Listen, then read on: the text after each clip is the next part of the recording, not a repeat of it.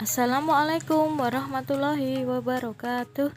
Kados pundi kabaripun anak-anakku kelas kawan, mugi-mugi tansah pinaringan kasarasan. Saderengipun piwulangan dipunwiwiti, monggo waos basmalah rumiyin. Bismillahirrahmanirrahim.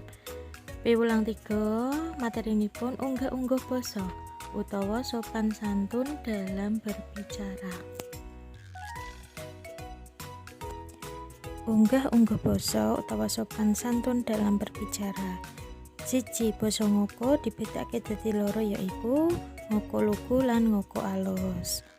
2. Basa krama dibedakake dadi loro, basa krama lugu lan krama alus. Ing lembar LK sampun wonten materine. Niki tuladhane.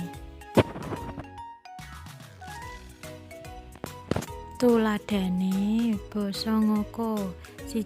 Turu, basa krama madyane tilem, basa krama aluse sare. 2. Mangan, basa krama madyane nedha, basa krama aluse dhahar. 3. Ngombe, basa krama madyane ngunjuk, basa krama aluse nginum. Sekawan, basa ngokone adus, basa krama madyane adus, basa krama aluse siram. Gangsal, basa ngokone lunga, basa krama madyane kesah, basa krama aluse tindak. Tuladha utawa conto ana ing kalimat. Basa ngoko lugu digunakake kanggo kanca sak pantaran. Conto, kowe gelem turu kene, Mbak?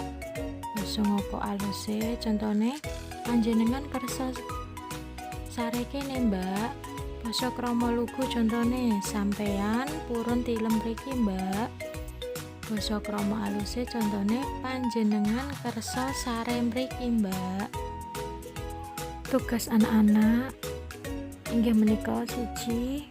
Rekam video atau voice note bersama ibu atau bapak atau kakak atau adik atau saudara menggunakan basa krama, tema bebas. Tugas kirim WA, nggih.